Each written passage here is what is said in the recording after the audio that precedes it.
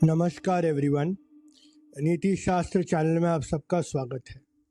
आज फिर एक और पॉडकास्ट। पिछले कई दिनों में डोनाल्ड ट्रंप के राष्ट्रपति ट्रंप के कुछ ट्रेड टैरिफ्स को लेके हमने डिस्कशंस करी हैं, तो सोचा उस पर एक अपडेट हो जाए।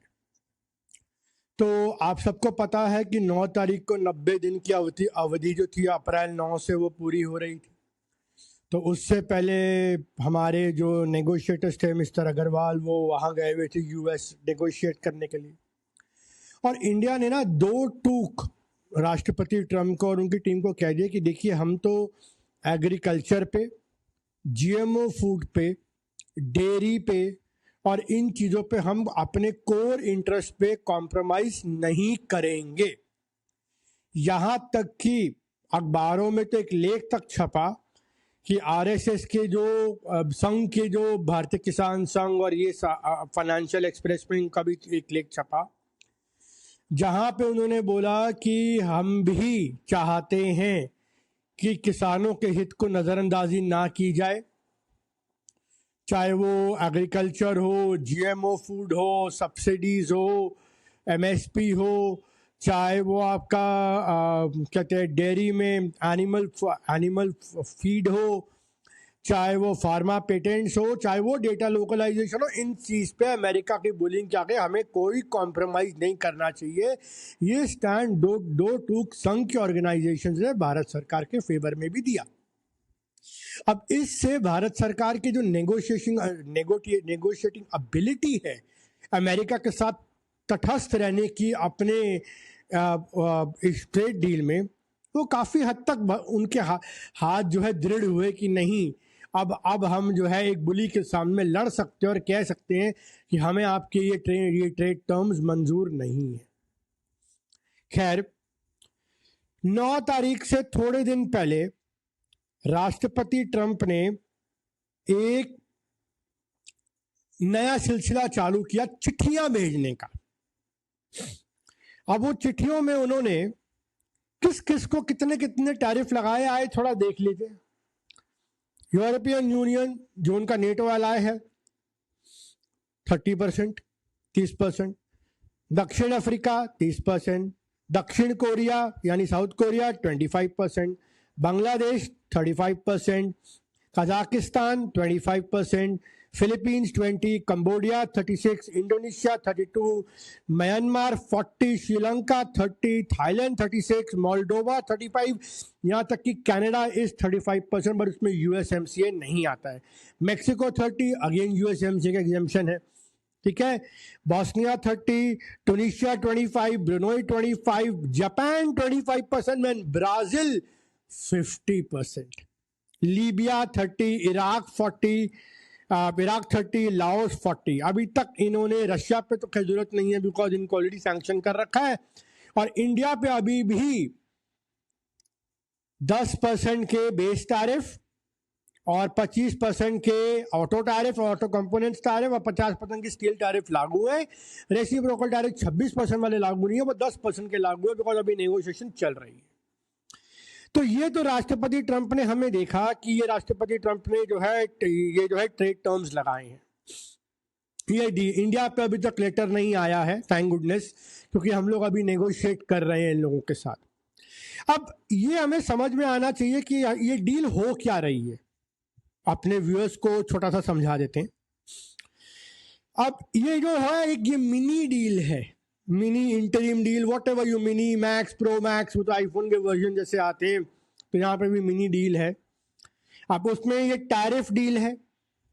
अब उसमें डिस्कस क्या हो रहा है, उसमें इंडिया के टर्म्स, इंडिया ने क्या क्या कम्युनिकेट किया है यूएस को कि हम अक्रॉस सेक्टर्स अमेरिकन कंपनीज के लिए कम करेंगे, but agriculture, dairy, pharma, data localisation, medical devices, इन पे हम नहीं कम करेंगे।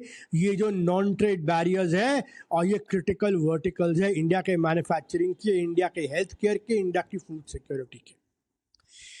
अब अमेरिका का कहना है कि देखो, सेक्टोरल टैरिफ्स तो रहेंगे ऑटो के 25% और स्टील के 50%, अनफॉर्चुनेटली इंडिया चाहता है कि ये भी कम हो जाए, लेकिन अमेरिका इस चीज पे मानने को तैयार नहीं है।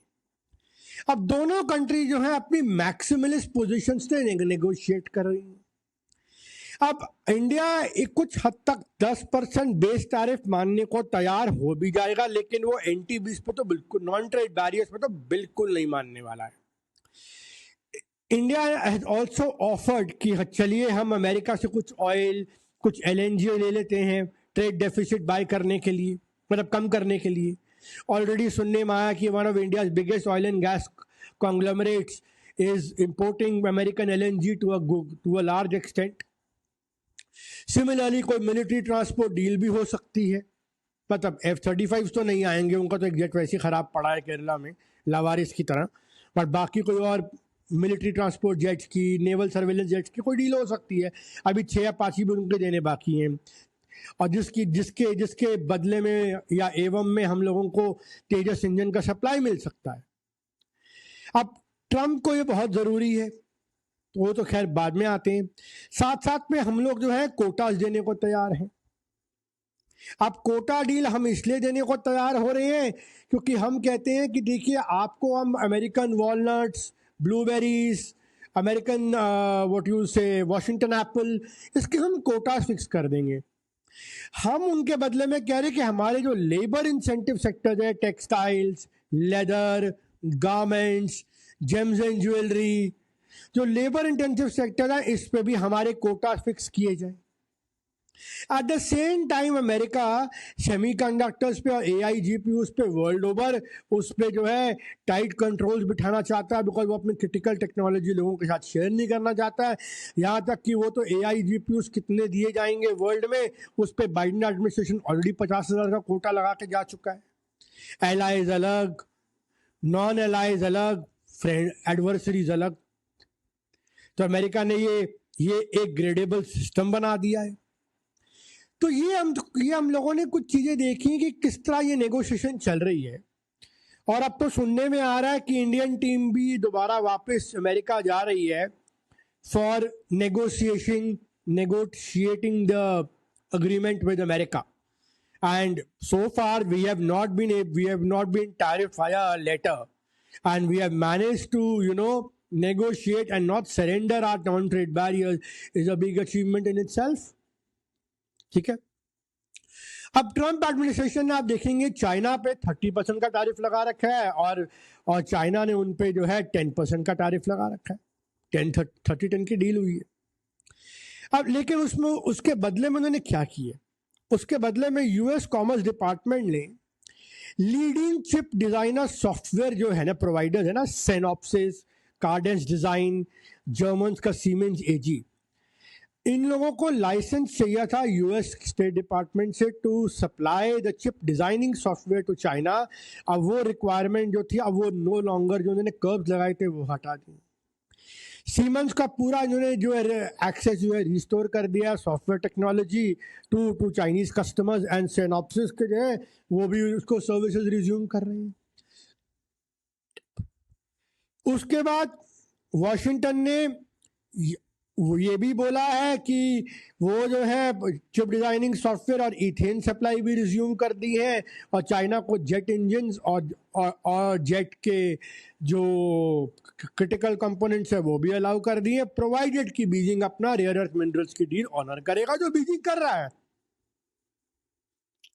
सो ये आपस में हम लोग देख रहे हैं कि अमेरिका और चाइना का एक आपस में है कि भैया तू मुझे रेयर अर्थ दे और मैं तुझे सारा कुछ देता हूँ।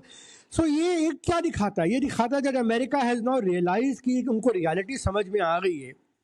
दे don't have the cards in the game, and even if they have, some of those cards are made in China.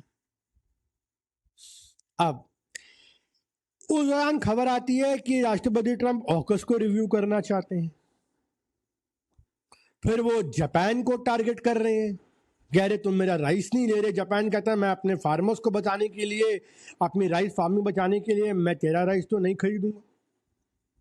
फिर वो साउथ कोरिया को टारगेट कर रहे हैं जो ऑलरेडी 0% टैरिफ पे है। वो और वो वहां साउथ कोरिया से कंप्लेंट क्या है कि आप लोग जो है हम लोग आपको सिक्योरिटी प्रोवाइड करते हैं, आप लोग हमें कुछ देते नहीं है। आप अपनी ट्रीटी या अलायंस का ये हाल कर रहे हैं। आप ऑकस को, जो आपके फाइव आइज अलायंस का हिस्सा है, आप उनको नेगोशिएट कर रहे हैं, आप क्वाड को डाइल्यूट कर रहे हैं। मिनरल सिक्योरिटी पार्टनरशिप का क्या हुआ कोई नहीं जानता है। उल्टा कभी आप पाकिस्तान से रेयर अर्थ की साइन कर रहे हैं, कभी आप चाइना का घुटने टेक रहे हैं रेयर अर्थ के लिए। आपकी ये तो हालत है। तो राष्ट्रपति ट्रम्प का जो ट्रेड एजेंडा है वो पूरा नहीं हो रहा, तो इन्होंने ये लेटर कार्ड खेला, ये लेटर गेट खेला है। चलिए आइए चिट्ठियां देते हैं। अब इसमें ब्राजील के राष्ट्रपति जो लूला है, उन्होंने बोला कि भाई ये कोई तरीका है? ब्राजील एक सॉवरेन देश है। राष्ट्रपति ट्रम्प एक चिट्ठी लिखेंगे, अपनी वेबसाइट पर डाल देंगे, जाते थे कम्युनिकेशन। ऐसे थोड़ी ना बाकी देशों की राष्ट्रपति को कम्युनिकेशन एड्रेस होता है। You have to send them the letter by embassies, this is an official protocol. राष्ट्रपति ट्रम्प को और प्रोटोकॉल को लिए कोई दूर दूर तक वास्ता नहीं। खैर एनीवेज, अब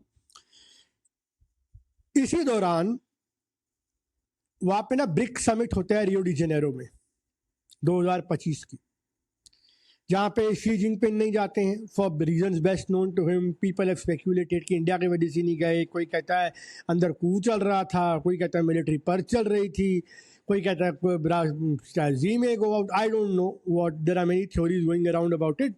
बट राष्ट्रपति शी जिनपिंग नहीं आए, उनके प्रीमियर प्राइम मिनिस्टर आए। मतलब रशिया के राष्ट्रपति भी नहीं आए। वो इसलिए नहीं आए बिकॉज उनके खिलाफ इंटरनेशनल क्रिमिनल कोर्ट ने अरेस्ट वारंट जारी कर रखे हैं वॉर क्रिमिनल के तौर पे यूक्रेन में, and Brazil will be mandated to arrest him. तो ही सर्गेई लैवरोव जो उनके फॉरेन मिनिस्टर है वो आए, and Putin address the gathering by virtual link. Iranian राष्ट्रपति भी नहीं आए। वो इसलिए नहीं आए क्योंकि हम लोगों ने देखा कि वहाँ पे क्या चल रहा है ईरान इजराइल के बीच में।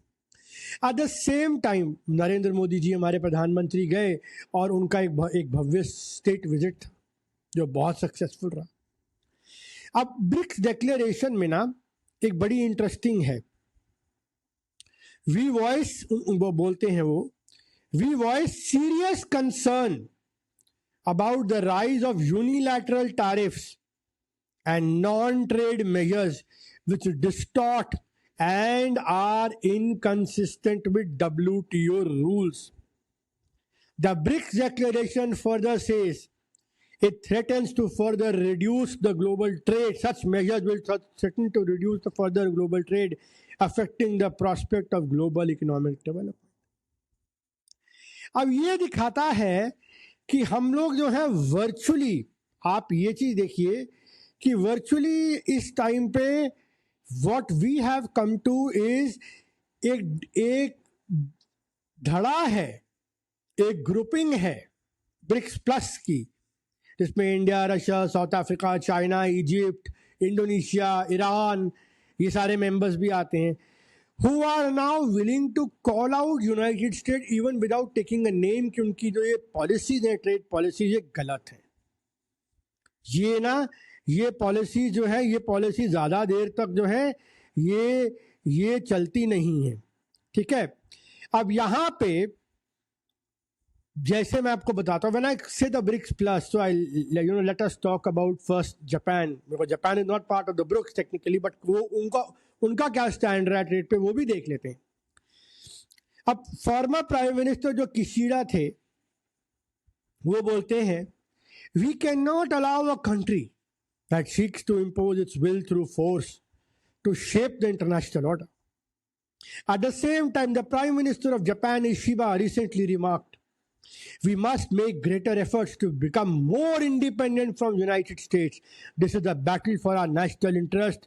Don't you dare take us lightly. Even if it's an ally, we must speak up openly and with integrity when something needs to be said. Bold words coming from Japan, which is why Donald Trump ranted against Japan and it imposed 25% tariffs on Japan, knowing that Japan is unlikely to comply with US trade demands and lowering its non-trade barriers. Similarly, India के जो commerce minister हैं पीयूष गोयल, उन्होंने भी बोला कि national interest will be prioritise over any deadlines and India will protect its interest in any trade deal with USA. Basically, he was alluding to the fierce protection of India's agriculture and dairy sector, which is the heartbeat of Indian economy. तो अब हमने ये देखा कि कैसे कुछ देश, कुछ स्वायत्त देश, ये कैसे जो है इसको कॉल आउट कर रहे हैं. At the same time Brazil के राष्ट्रपति रियो समिट में कहते हैं, we don't want an emperor, we are sovereign countries. America will not tell us what to do. We will do what we feel like, and I will retaliate to American tariffs. अब वो करना ना करना अलग बात है. At the same time, the BRICS countries also did a very interesting thing. They actually, proposed, BRICS के जो members थे, they actually proposed कि why not have a BRICS payment system, right, where we basically decide that payment settlement आपस में BRICS countries की कैसे होगी. अलग अलग करेंसीज की सेटलमेंट हो सकती है, but it not necessary a BRIC currency, but BRICS के नेशंस की member currency, rouble, yuan, rupee, Brazil की currency, so they can settle in any currency through this digital payment system in a much shorter span of time compared to SWIFT, and America cannot sanction us. अब यहाँ पे जब ये बात जब BRICS summit पे हो रही थी, तो राष्ट्रपति ट्रंप का बहुत चिड़ा हुआ बयान आया कैबिनेट मीटिंग पे, जहाँ उन्होंने बोला था BRICS was form to challenge American dollar, and losing American dollar will be akin to as reserve currency will be akin to losing a war, and that we cannot afford. And if BRICS want to play, we are ready to play. I could import additional 10% tariffs. Earlier he threatened 100% tariffs on BRICS. And then you have Senator Lindsey Graham, who is now saying, to stop Russia, we have to pass the Russia sanction bill, which gives the President of America authority to impose 500% tariffs on powers who are sustaining Russia's oil and buying Russian oil and gas. And Lindsey Graham went on to specifically name India and China. So अब ये धमकियों पे उतर आए हैं कि हम आप पे ये टैरिफ लगा देंगे, हम आप पे ये कर देंगे, हम आप पे वो कर देंगे. तो अब इसमें हम लोगों को समझना चाहिए कि इसका तरीका क्या होना चाहिए. अब आप एक तरह देख रहे हैं कि एक धड़ा है ग्लोबल साउथ का. ब्रिक्स को मत देखिए, BRICS is a kind of, आप ले लीजिए एक ग्रुपिंग है, but it is not a military alliance like NATO. It doesn't have any big secretary. It has a National Development Bank जो डिल्मा रूसेफ, जो फॉर्मर राष्ट्रपति हैं ब्राजील की, वो हेड करती है. उनके फाइनेंस मिनिस्टर एक टास्क फोर्स बना के भेज रहे हैं. यहाँ तक कि ब्रिक्स मेंबर्स के जो मीटिंग है, उन्होंने इस बार इस मीटिंग पे उन्होंने कॉल किया है कि नहीं, हम लोगों को मिल बैठ के अब ये बातचीत करनी चाहिए, हमको ये पेमेंट सेटलमेंट सिस्टम बनाना चाहिए. अब यही देख के अमेरिका के इस टाइम पे परेशानी लगी हुई है. अब ब्रिक्स कंट्रीज का ये तो एक ग्रुपिंग है, बट ओवरऑल ग्लोबल साउथ में नॉन डॉलर ट्रेड बढ़ रहा है. जैसे मैंने आपको पिछले वीडियो में बताया, इंडिया रशिया का रूबल में, चाइना रशिया का युआन में, इंडिया ईरान और चाइना का युआन में चल रहा है. ठीक है. एट द सेम टाइम हम लोगों को ये जानना ज़रूरी है कि अमेरिका इसको काउंटर कैसे कर रहा है. एक तो वो टैरिफ्स और ट्रेड वॉर की बात कर रहा है, दूसरी स्ट्रैटेजी है वो स्टेबल कॉइन्स लेके आ रहा है. अभी वो थोड़े दिन पहले हमें देखा कि वो जीनियस एक्ट लाना चाहता है और वो क्लैरिटी एक्ट लाना चाहता है. अब वो जीनियस एक्ट और क्लैरिटी एक्ट क्या है वो भी आपको बता देते हैं. दो अब जीनियस एक्ट एक ऐसा एक्ट है, 14 तारीख से यानी सोमवार से यूएस में क्रिप्टो वीक सेलिब्रेट होगा. यूएस कांग्रेस पे 2 बड़े फेमस लॉस पास. पहला है क्लैरिटी एक्ट. वो है digital asset market clarity which aims to establish comprehensive regulatory framework for digital assets including crypto currency, stable coin, commodities, securities etcetera etcetera. Oversight होगी SEC की और CFTC की। Stable coins are backed by US treasuries, वो तो हम जानते हैं, हम आपको कितनी बार बता चुके हैं। तो यहाँ पे वो फेडरल स्टैंडर्ड लगाए जाएंगे, ट्रेजरी डिपार्टमेंट उसको ओवरसी करेगा, एंटी मनी लॉन्ड्रिंग यानी AML रूल्स कंप्लाई होंगे, KYC अप्लाई होगा, कितनी लिक्विडिटी होगी, 1-to-1 पेग कैसे मेंटेन करना US डॉलर के साथ वो होगा, पोटेंशियल लाइसेंसेज क्या होंगे, पेनल्टीज क्या हो सकती हैं, डिस्क्लोजर्स कितनी जल्दी करने होंगे, ये सब क्रिप्टो करेंसी का एक लॉ है, क्लैरिटी एक्ट। दूसरा है जीनियस एक्ट, जो है the guiding and establishing national innovation of US stable coins act. अब ये US सेनेट के एक हाउस में पास हो चुका है, हाउस ऑफ रिप्रेजेंटेटिव में पास होना है, जो हमें समझ में आ रहा है कि ये अगले हफ्ते में, अगले 10-15 दिन में ये US कांग्रेस में पास हो सकता है। ये क्या करता है, ये बताता है कि US करेंसी के या ट्रेजरी बिल के अकॉर्डिंगली आप 1-to-1 पेग करोगे, चाहे वो सिक्योरिटीज हो चाहे वो कमोडिटीज हो, एज पर द डिमांड, ठीक है। और एक ड्यूअल रेगुलेटरी स्ट्रक्चर होगा, 10 बिलियन सुपर मार्केट कैपिटलाइजेशन होगा, वो फेडरल रिजर्व के अंदर ओवरसाइट आ जाएगी, ठीक है। स्मॉलर इशूज कैन स्मॉलर, अगर कोई बंदा होल्ड करता है तो वो स्टेट के रेगुलेशन में आ जाएगा। आपको KYC और AML की कंप्लायंस करनी पड़ेगी, पेनल्टीज $1 लाख की रख सकती हैं, ऑडिट्स होंगे रेगुलरली फेडरल एजेंसीज के द्वारा। तो ये उन्होंने पूरा का पूरा एक लेखा जोखा डाल के, but America is not the only one. Europe का MiCA, markets and crypto association, Singapore and Hong Kong already created licensing regime for digital asset firm. Japan also mandates stable coin reserve. Stable coin is not only linked to US dollar. Stable coin is where the backing is by an asset. An asset can be in form of debts, securities, US treasuries, bonds, India, governmental bonds. It could even be fiat currencies. Like US में $1 is equal to 1 US treasury, India में one stable coin और INR coin could be equal to 1 rupee, right? तो अब India के लिए dilemma ये है कि US इसको हाइपर डॉलराइजेशन करना चाहता है, मतलब ऑलरेडी टेथर है, ऑलरेडी सर्कल है, ऑलरेडी वहाँ पे JP मॉर्गन और गोल्डमैन सैक्स इसको लाना चाहते हैं, वॉलमार्ट और अमेजोन इसको लाना चाहते हैं, गूगल और एप्पल जो है इसे पेमेंट सिस्टम में लाना चाहते हैं, पेमेंट्स के लिए, रिटेल पेमेंट्स के लिए। लेकिन इंडिया ना अभी तक इस पर हेजिटेंट है। हम लोग जो है कह रहे हैं भैया हमारा थोड़ा स्ट्रक्चर डिफरेंट है, हमारी सोसाइटी डिफरेंट है, हमारा मॉनेटरी सिस्टम डिफरेंट है, हमारी पॉपुलेशन बड़ी है, हमारा and we do not have the power like US to print money at will what US has. तो अब इसमें किया कैसे जाए? तो अब इसके लिए ना हमें एक चीज समझनी होगी।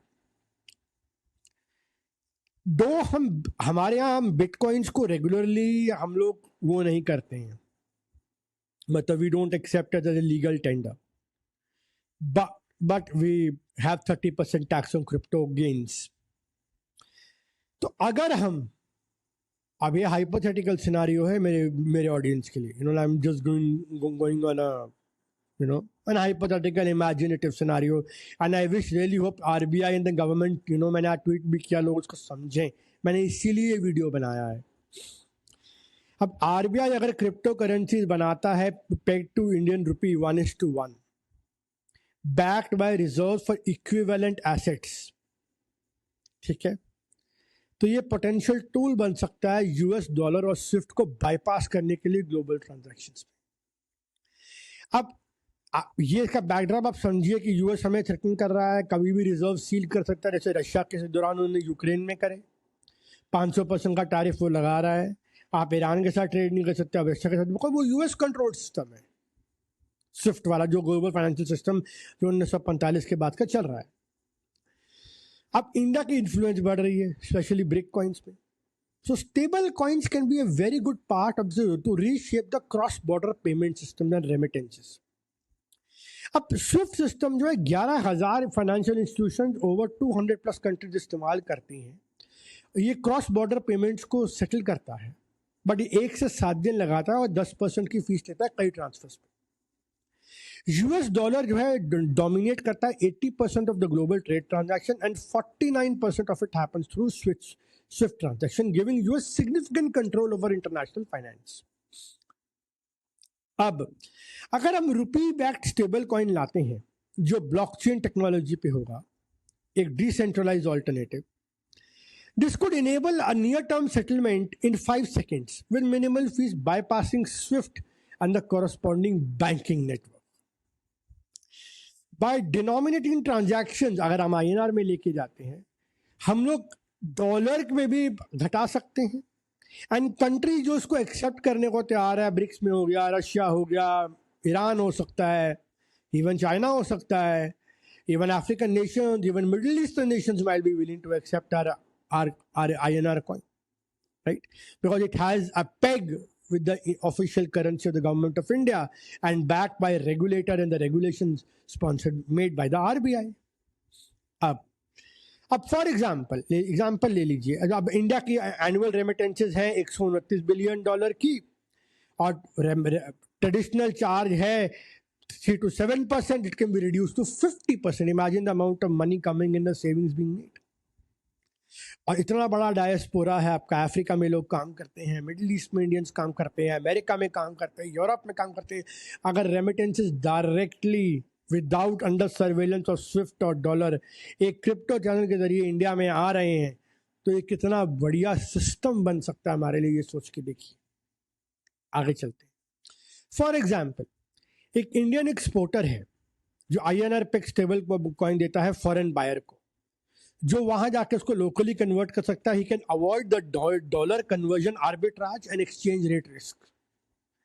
ये इंडिया में स्टेबल कॉइन्स की जो सर्कुलेशन है वो भी बढ़ाएगा। अब इंडिया ऑलरेडी, आपको ये भी जानना जरूरी है, India already stands at the four front of global digital payment revolution. अब UPI जो है ऑलरेडी इसको ट्रांसफॉर्म कर चुका है, क्योंकि 670 बैंक हम इंटीग्रेट कर चुके हैं और ट्रांजैक्शन वॉल्यूम जो है 25 लाख करोड़ के हो चुके हैं मई 2025 तक। UPI हैज पायनियर इंडियन, मतलब इनोवेशन है इंडिया का फिनटेक में, पूरा वर्ल्ड मानता है। अब उसमें, अब कई लोग कहेंगे उसमें गूगल पे है, ये है, सबसे ज़्यादा शेयर तो फोन पे का आज मैं देखा था 48-49%, देन गूगल पे का है 33%। So that's that's a matter of debate. आप नए आप कर को जियो का भी नया ऐप आया है, तो उसमें उसका भी शेयर, मार्केट शेयर बढ़ सकता है। तो market share up and down चलते रहेंगे, उसको लेके मैं कोई बड़ी चीज नहीं, इशू नहीं बनाता। अब RBI हमारा ऑलरेडी डिजिटल रुपी निकाल चुका है, ई-रुपी पायलट प्रोग्राम चल रहे हैं, लोग ले सकते हैं, ठीक है। These tools can offer, अब अगर इन दोनों को इंटीग्रेट किया जाए तो एक बहुत बढ़िया उम्दा सिस्टम बन सकता है, ठीक है। उसको भी समझाएंगे आगे जाके। अब ये अगर financial transfer, greater precision, efficiency of digital finance, ये सब चीज़ें जो हैं हम इसको टारगेट कर सकते हैं। At the same time dollar driven जो वॉलेटिलिटी है वो हम अवॉइड कर सकते हैं। उसके बाद हम जो डोमेस्टिक रेगुलेटरी लैंडस्केप से बेटर बना के, और इनके अमेरिका का सैंक्शन स्विफ्ट पे लगाता है, तो हमारे पास एक alternate channel for international trade settlements and remittances पड़ा है, जो हमारी कॉमर्स को, हमारे ट्रेड को नहीं रोक पाएगा। इसीलिए आई रियली होप RBI और गवर्नमेंट ऑफ इंडिया सीरियसली इस इनोवेशन पे ध्यान दे, इसकी ज़रूरत है। CBDC is very tightly managed by the RBI, right?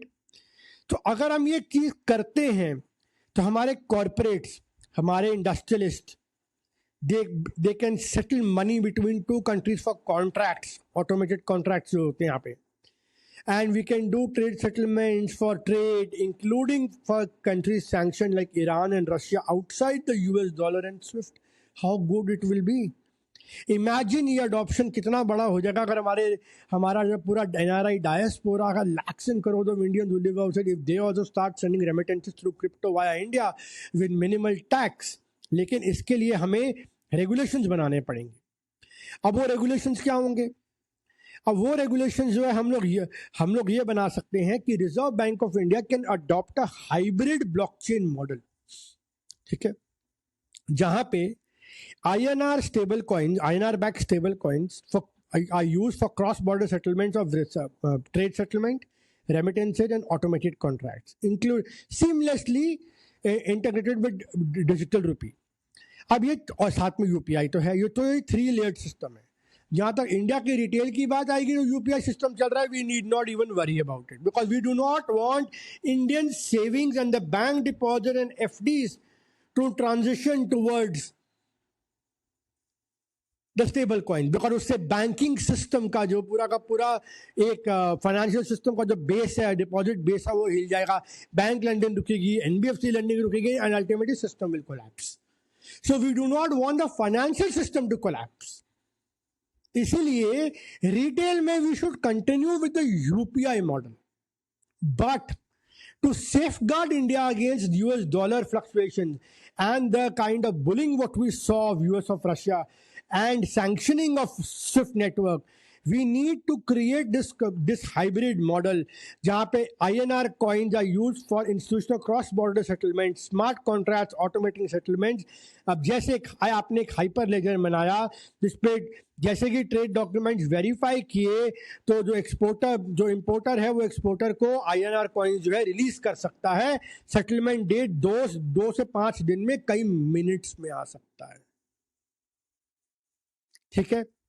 और उसके ऊपर अगर हम एक पब्लिक ब्लॉकचेन नेटवर्क लगा दे और उसको ई रूपी के साथ जो आरबीआई का सीबीडीसी है उन वर्ल्ड का इंटीग्रेट कर दे, so then whatever remittances और whatever earnings you get via stablecoin can also be transition from stablecoins to e rupee into your bank account ultimately in your wallet, rupee wallet,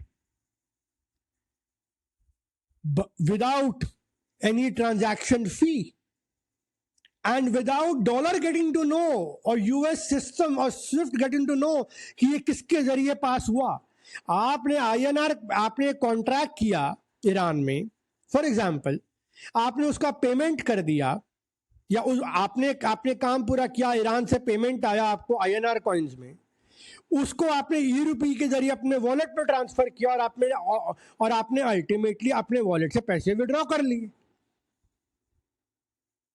और ये RBI और ई रूपी और stable coin INR coin जो बनेंगे इसका जो peg होगा वो 1:1 होगा. और उसका जो गाइडलाइंस हैं और आरबीआई कैन रेगुलेट कि वो किन किन बंदों को ये लाइसेंस देगा ये कॉइन मिंट करने के लिए, क्योंकि अल्टीमेटली है तो crypto. So you will have to mint this coins.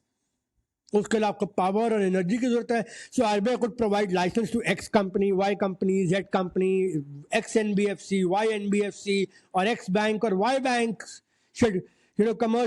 scheduled commercial banks to issue these kind of mints for cross-border trade settlements, for remittances. अगर आपका कोई अकाउंट आप खुलवाते हैं और आप बताते हैं कि मैं NRI हूँ, मेरा OCI कार्ड है and I regularly send remittances, then through that KYC and that AML compliance, anti-money laundering rule compliance, you can open your account and you can transfer your money to an e-rupee account in India, और जहाँ से आप directly अपने bank से जाकर withdraw कर सकते हैं या INR अकाउंट को यूज कर सकते हैं आगे आई मीन ई रूपी को यूज कर सकते हैं फॉर फ्यूचर पेमेंट्स. सो आप देख सकते हैं ये कितना बड़ा इनोवेशन हो सकता है भारत के लिए. और भारत सरकार को और एक्चुअली भारत के आरबीआई को सोचना चाहिए कि हाँ आप रिटेल में यूपीआई करिए, because we do not want the savings, we don't want the speculative money, we do not want the bank deposit and FDs to go towards this, towards stable coin जो America retail में भी इसको लेके आ रहा है. But हम retail में UPI पे करें, उसके ऊपर ई रूपी का और इसका इंटीग्रेशन कर लें, ये भी तो हो सकता है. एंड टेक्निकली अगर हम यूपीआई से अपने ई रूपी अकाउंट में भी कल को ट्रांसफर करना चाहे तो कल को फ्यूचर में कई मर्चेंट बैंकर्स को भी लाइसेंस दिया जा सकता है, यूपीआई का लिमिटेड इंटीग्रेशन हो सकता है, फ्यूचर में जाके कुछ भी हो सकता है. But at least we should start working on this strategy because this is very essential. We need to prepare. जो अमेरिका हरकत कर रहा है आजकल की 500% टैरिफ लगा रहा है, ये धमकी दे रहा है कभी जापान को, कभी चाइना को, कभी इंडिया को, कभी रशिया के रिजर्व सीज हो रहे, कभी ईरान पे सैंक्शन लग रहे हैं। We need to be ready for an alternative mechanism. You may not have your own payment system like KIPS or SWIFT, but you can use INR backed stable coins on a hybrid structure. Why not? तो ये चीजें मतलब इस पे I think इस पे I won't say इसको करना चाहिए. प्रोज एंड कॉन्स भी हो सकते हैं. फाइनेंशियल एक्सपर्ट्स हैं, क्रिप्टो एक्सपर्ट्स हैं. Let the government of India and RBI at least start moving towards and act fast. China already ECNY launch कर चुका है BRI में, और वो क्रिप्स के जरिए सेटलमेंट कर रहा है. अमेरिका अगले हफ्ते क्रिप्टो बिल्स पास करके डॉलर को करना शुरू करेगा. So we need to move fast, we need to get this done. और हम क्यों नहीं कर सकते? देखिए, हमने यूपीआई में आज कल ही मैंने पढ़ा कि UPI has surpass Visa in daily transaction volumes. 644 million transactions, because UPI is only used in 7 countries across the world outside India, and Visa is used in 200 countries, and volumes are 639 million. So we have done far.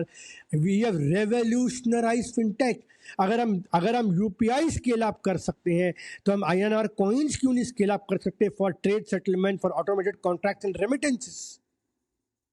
This can be scaled up with robust regulatory framework and oversight. So अगर हम इसको leverage करें INR coins को, UPI को और E-Rupee को, तीनों को, तो हम ये एक बहुत रेवोल्यूशनरी 3 टायर आर्किटेक्चर के बेस पे एक फिनटेक रेवोल्यूशन इंडिया में ला सकते हैं, जहां हम अपने फाइनेंशियल सेक्टर को dollar volatility, sanction, Swift problem इससे मुक्त करा सकते हैं, या कुछ काफी हद तक इसका इम्यून कर सकते हैं. तो ये चीजें ना हमें सोचनी चाहिए कि हम एग्जैक्टली करना क्या चाहते हैं. अच्छा, अब हमने ये भी चीज देखी कि अमेरिकन एम्पायर जो है वो, ये जो क्रिप्टो का हमने समझा, बट ये हो क्यों रहा है, ये भी बहुत जानना जरूरी है. पीपल नीड टू अंडरस्टैंड कि यार समझ तो गए कि ये क्या चल रहा है, बट ये क्यों चल रहा है, हो क्या रहा है. ये ट्रेड वॉर चल रही है, टैरिफ थ्रेटन हो रहे हैं. अगर हम ऑल्टरनेटिव मैकेनिज्म किप्स बनाते हैं, ब्रिक्स पे बनाते हैं, तो वहां पे अमेरिका थ्रेट करता है, हम 100% टैरिफ लगा रहे हैं, 10% लगा रहे हैं. क्यों एग्जैक्टली चल क्या रहा है? अब इसका आपको ना मैं बहुत छोटा समावेश भर देता हूं, उसके बाद मैं ये वीडियो एंड करूंगा. जब भी कोई फाइनेंशियल एम्पायर ना एज करता है, तो वो डेट में डूबता है. बहुत कॉमन ट्रेंड देखा गया है. इकोनॉमिक डाउनटर्न आते हैं, तो और जब डेट बोरोइंग उसकी अनसस्टेनेबल हो जाती है, पेमेंट ड्यू हो जाते हैं, या तो वो क्या फाइनेंशियल बबल बस्ट होने वाला होता है, तो इसके बाद 2 ही चॉइस बचती है, या तो वो डिफॉल्ट कर दे, या वो अपनी करेंसी को डिवैल्यू कर दे. अब मोस्टली लोग करेंसी को डिवैल्यू करते हैं because they want to save their empire. ठीक है, उसके जरिए क्या करते हैं, वो नया मनी प्रिंट करते हैं सिस्टम को अफ्लोट रखने के लिए, इन्फ्लेट करते हैं, एसेट बबल्स बनाते हैं, जैसे फेडरल रिजर्व करता है यूएस में. अब जैसे फिस्कल प्रेशर माउंट करता है, कॉन्फिडेंस इरोड करता है, प्रिंटर और बढ़ना चालू हो जाता है, और तेज चलता है, इन्फ्लेशन बढ़ता है, करेंसी डिबेस होती है. और ये यूएस में पहली बार नहीं ये हो रहा है. ये डच ने भी किया था during the 4th Anglo Dutch war, और ब्रिटिश ने 2 डेवास्टेटिंग वॉर में भी यही किया था, जब दोनों करेंसी जो है अपने अपने टाइम की रिजर्व करेंसीज थी.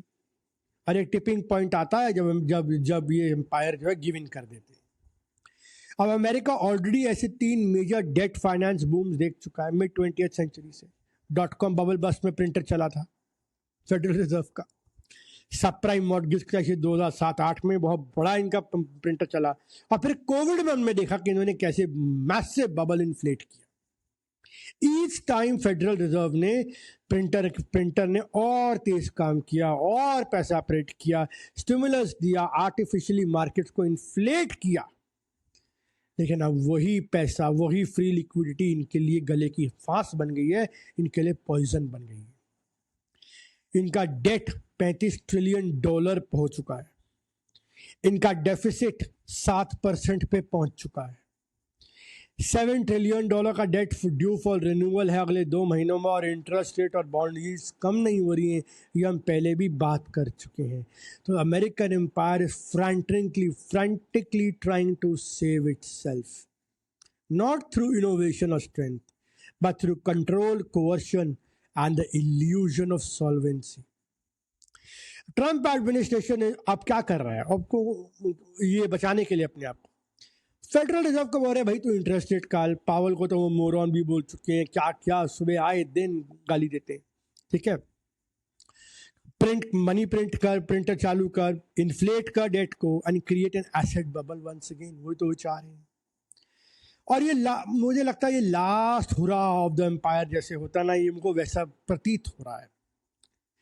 लेकिन हमेशा याद रखना, एसेट बबल जब बनता है ना, तो जो $10 की प्राइस होती है वो 50-100 पे पहुंच जाती है, तो प्राइसेस इन्फ्लेट होती हैं बबल्स में, और परचेजिंग पावर मिडिल क्लास की और मेजॉरिटी अमेरिकन 90% अमेरिकन की घटेगी और गिरेगी। So the man on the main street will suffer while the Wall Street will laugh away its profit to tax havens just before the bust comes in few years time. तो ये इनका पूरा का पूरा खेल, और ये कॉर्पोरेट सोशलिज्म पे है, जहाँ मैंने आपको बताया कि एक किंग जिलेट थे जिन्होंने इसके ऊपर बहुत खूबसूरत वर्ल्ड कॉर्पोरेशन नाम की किताब लिखी, जहाँ उन्होंने बताया एक सोशलिस्ट यूटोपिया के बारे में बताया, how profits are to be privatised and losses are to be socialized on the shareholders and the common man. और इसको इम्प्लीमेंट करने वाले थे रॉकफेलर्स एंड मॉर्गन, जिन्होंने स्टैंडर्ड ऑयल कंपनी के मोनोपोलीज बनाई, जिन्होंने कोऑप्ट किया सरकारों को, ठीक है, और मॉर्गन्स ने भी वही चीज़ करी, उसके बारे में भी आगे चल के हम बात करेंगे, ठीक है।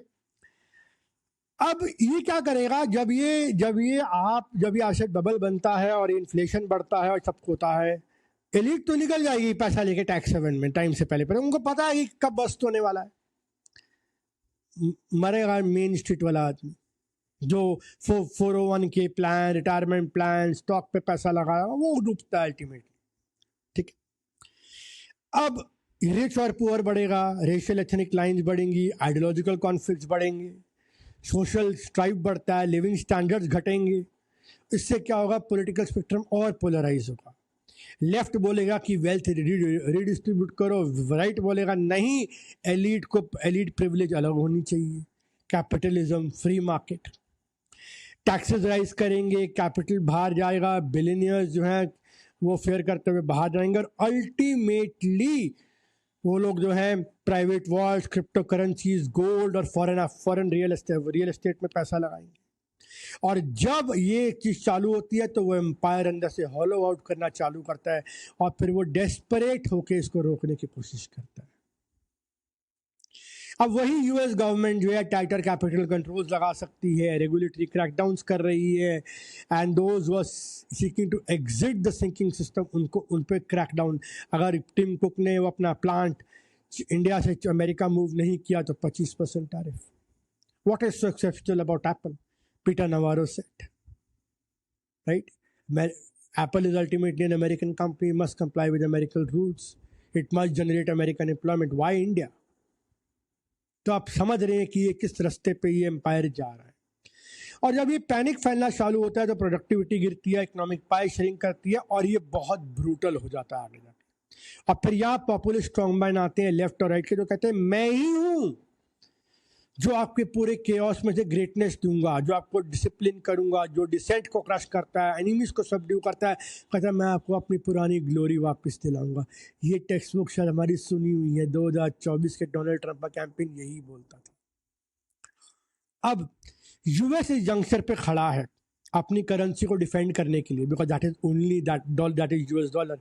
अब उसके बाद खाली वही बचा है, कैपिटल मार्केट्स, टेक्नोलॉजी, बस यही उसका access to capital, access to technology, 3-4 चीज़ें हैं जिसको वो आज भी अपना डंका बजा के ठोकता है कि मेरी टेक्नोलॉजी नहीं दूंगा, मेरा कैपिटल नहीं दूंगा, मेरी रिजर्व करेंसी है। इसी पे वो अपना एम्पायर चलाता है। इसकी वजह से वॉशिंगटन जो है बहुत एग्रेशन दिखा रहा है ट्रेड डील्स में tokenized stable coin, sanction, diplomatic threats, hyper dollarizing the global finance, इससे पहले कि कोई एक राइवल ग्रुपिंग आए अगले 8-10 साल में और वो आके इनके डॉलर सिस्टम का सत्यानाश कर दे। अब आप समझ रहे हैं कि ये खेल क्या है। तो इस डेस्परेशन में एक एम्पायर इतिहास के खिलाफ जाके घड़ी को रोकने की कोशिश कर रहा है। वो अमेरिका पे, सॉरी, वो जापान पे, वो इंडिया पे उनकी मैन्युफैक्चरिंग तबाह करना चाहता है। वो चाइना के नॉन ट्रेड बैरियर्स डिसमेंटल करना चाहता है। वो यूरोप के डिजिटल बैरियर्स डिसमेंटल करना चाहता है। वो अपने आप को रीशोर और री इंडस्ट्रियलाइज करना चाहता है the cost of this countries across the world, ताकि उसे 10-20 साल में अपने आप को उठाने का मौका मिल जाए और अल्टीमेटली बाद में जो होगा वो देखा जाएगा, कौन आके देखता है। अमेरिका री इंडस्ट्रियलाइज हो गया। America can sustain itself between the two oceans and securing critical resources including pharma, semiconductors, auto and auto components, steel and technology. तो अब आप ये समझ रहे हैं कि पूरा का पूरा खेल हमें ये किस साइड लेके जा रहा है। तो ये हम लोगों को अब समझना चाहिए कि ग्लोबल ऑर्डर जो है अब वो शिफ्ट हो रहा है बहुत तेजी से। ठीक है, अब इसमें अब आप ये देखिए कि इसमें आप ना खाली एक ईस्ट और वेस्ट का डिवाइड देखेंगे, एक ग्लोबल साउथ में एक रिजेंटमेंट देखेंगे यूएस के खिलाफ कि आप, तेरी दादागिरी नहीं मंजूर, हम तेरा राइस नहीं लेंगे जैसे जापान ने बोला। इंडिया ने बोला मैं एग्रीकल्चर डेयरी नहीं दूंगा। चाइना ने बोला कि अगर ज्यादा किया तो रेयर अर्थ बंद कर दूंगा। वहां तो अलग ही खेल हुआ, वहां तो यूएस को अल्टीमेटली बेंड करना पड़ा। सो यूएस वो 90s वाला यूनिपोलर वर्ल्ड वाला यूएस नहीं रहा है। सिचुएशन बदल चुकी है और इस बदली हुई सिचुएशन में हम लोगों को भी बहुत जल्दी एक्ट करना पड़ेगा, बिकॉज वक्त का तकाजा है। We have to act fast, and India has fantastic brains. We have done fintech revolutions. We have a very good IT company. We have a very good service sector.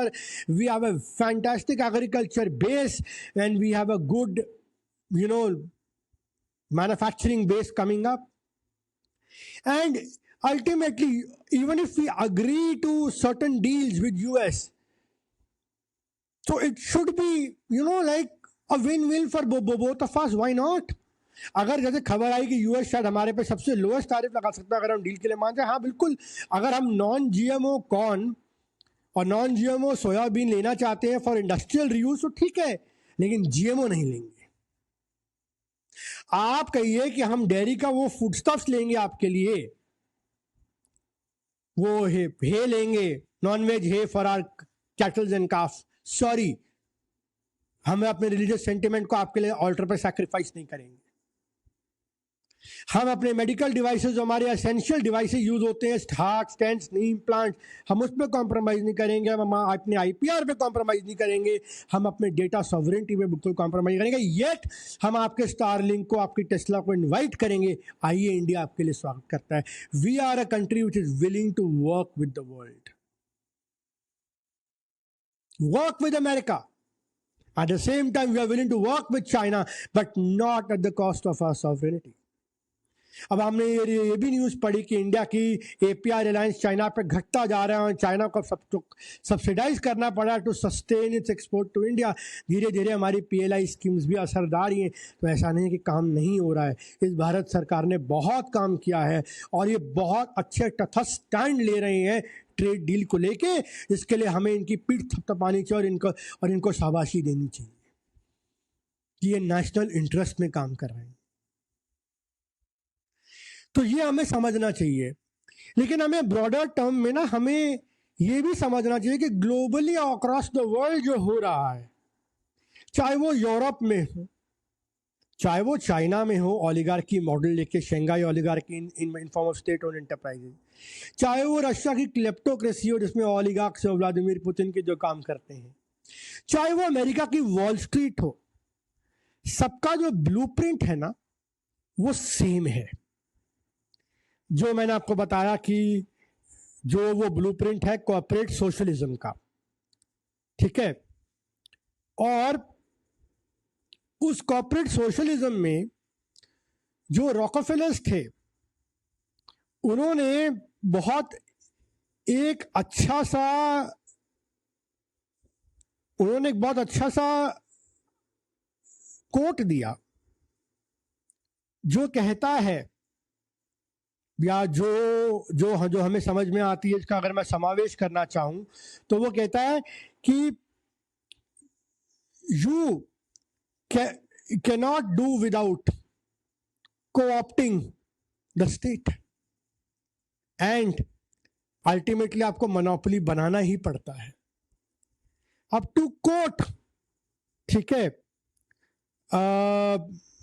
Mister Rockefeller over here, Rockefeller understood a basic truth. True wealth could not be accumulated under the impartial rules of competitive laissez-faire system.